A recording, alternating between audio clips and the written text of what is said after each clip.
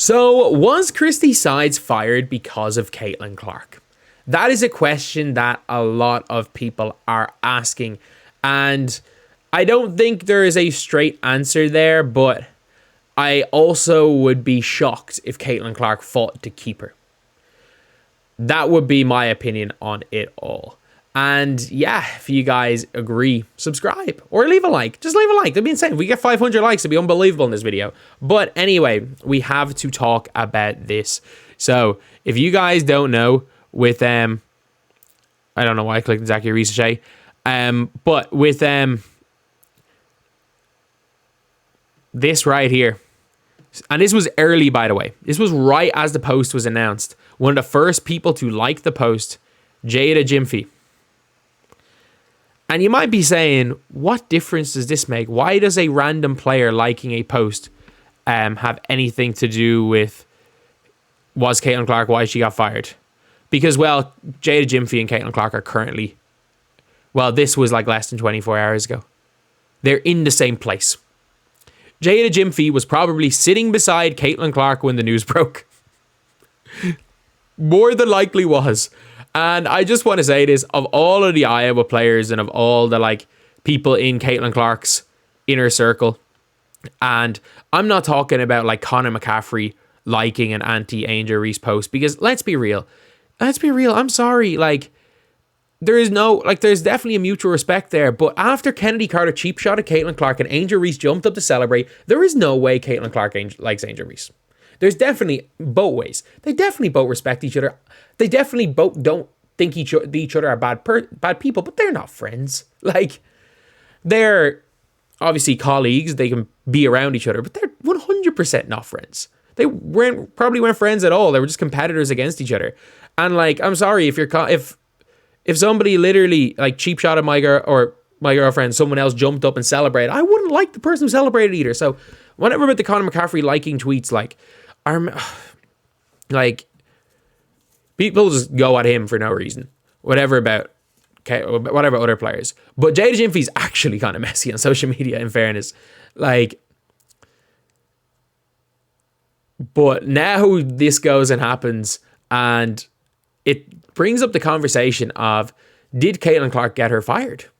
And that's where it's like, the one thing I would say, like when it comes to Caitlin Clark, is like, if somebody is in your vicinity, you should probably just tell them, please, while I'm beside you, don't tweet something. Don't tweet. Just don't tweet. Like Connor McCaffrey learned. Her dad learned. Stop liking tweets. Stop tweeting when that was available. And to be fair, I don't think anything happened for a while anyway. Until likes went private, obviously. But yeah, and then obviously they weren't liking posts because people were going to screenshot and share them anyway. So they were smart about that. But obviously this becomes a conversation again. There is no way that Caitlin Clark fought to keep Christie Sides. That is, I think, what the extent is.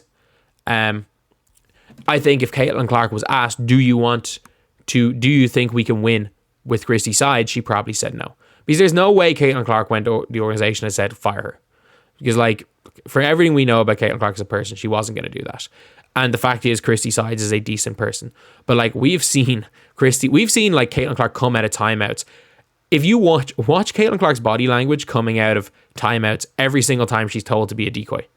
Every time she's told to be a decoy, she just walks out and just stands there. In fairness, they do get good shots. I have to say, like, they do get some pretty decent shots. But at the same time, you can't run her as a decoy. You just can't run as a decoy. I'm sorry. Like, imagine if you're somebody who in college hit so many game winners, hit so many big shots. The crowd is there realistically to watch you. You know the crowd is there to watch you hit a game winner. And your coach, every single time for the entire season, outside of once against, I think, the Connecticut Sun, the one that ended up in the jump ball, where they ran the worst play in history with Caitlin Clark curling into the right-hand corner to shoot a fading three while going right when she's not good going right. Like, that was the only time she ran it for Caitlin Clark. And it was literally to put Caitlin Clark in a position she hates shooting from. Like, you can't even make it up. But there is absolutely no way that Caitlin Clark wanted Christie Sides as a coach. I don't think she hated Christie Sides enough to say, go get her fired. But she went from Lisa Bluter. Like, it's funny looking at the...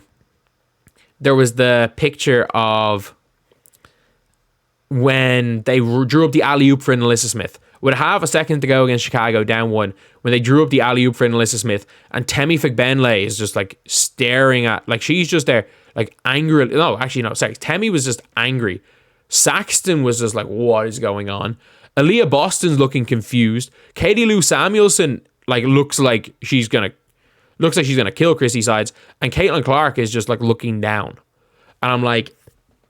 Caitlin Clark came from those players came from like college. Bluter, Staley. I think Alyssa Smith was like looking up in the air as well. And Alyssa Smith, even she was told the plays for her and she wasn't even happy. She came from Mulkey. Katie Lou came from Gino. And then Christie Sides running a freaking lob play. Half a second to go. More than enough time to run something for a catch and shoot. Runs a lob play for an Alyssa Smith. Like, it was just peak Sides ball. Playoffs, Caitlin, go. And you could tell after the first game, she was like, well, I did a good job of not turning the ball over, making sure that was like a point. And the reason was like, okay, yeah, she didn't turn the ball over because she was used as a freaking shooting guard. She was taking off the ball. But, yeah, there is... Look, she at least okayed it. Like, you don't make that decision without going to... There are 3 players, and I mean this, there are exactly 3 players you ask... In that, before you do this, you ask Caitlin Clark, you ask Aaliyah Boston, you ask Kelsey Mitchell. Maybe not even Kelsey Mitchell. Because as good as Kelsey Mitchell is, she's only there for like, what, another year, 2 years, realistically? Like, unless she absolutely hoops when everyone becomes a free agent in 2026, I don't know how, like, I don't know if she ends up getting that long-term deal. She'll get a long-term deal somewhere. I just don't know if it'll be in Indiana. But she's there next year, no question. But you ask Kelsey Mitchell, you ask Aaliyah Boston, you ask Caitlin Clark. And if 2 of the 3 don't veto, like if Aaliyah Boston vetoes it, and then Caitlin and Kelsey say yeah, or to be fair, if Caitlin and one other say fire her. That's okay, or even okay her being fired, then do it. Because obviously it's something that the team needed. I think everyone can see it. Like, these players watch footage of the games. I'm not sure Christie Sides watched footage, but these players watch footage. They see what works. They see what doesn't work. And they could very easily see that when the games mattered coaching-wise, as in last possessions, outside of the one where Aaliyah Boston kind of faked and drove, which, to be fair, they did run that play twice. I don't mind Caitlin Clark being like a decoy in a handoff, because it allows Aaliyah Boston to make a read. So it allows Aaliyah Boston to either hand it to Caitlin Clark if she's being guarded, if she's not being like followed. If Caitlin's being guarded badly, it allows her to curl off the screen and Caitlin might get a layup. Or if Aaliyah's player jumps on the handoff, it gives Aaliyah a layup. I don't mind that play. I hate the Caitlin run to the corner and let Kelsey Mitchell go ISO. But like anyone that's watching these games, the late games other than one, the like last plays, the out of timeout plays, how the team, and not even like individual sets, just how the team played out of timeouts. Slow. Every time a timeout was called, the team came out slower. Every time a quarter ended, they would start the next quarter slower.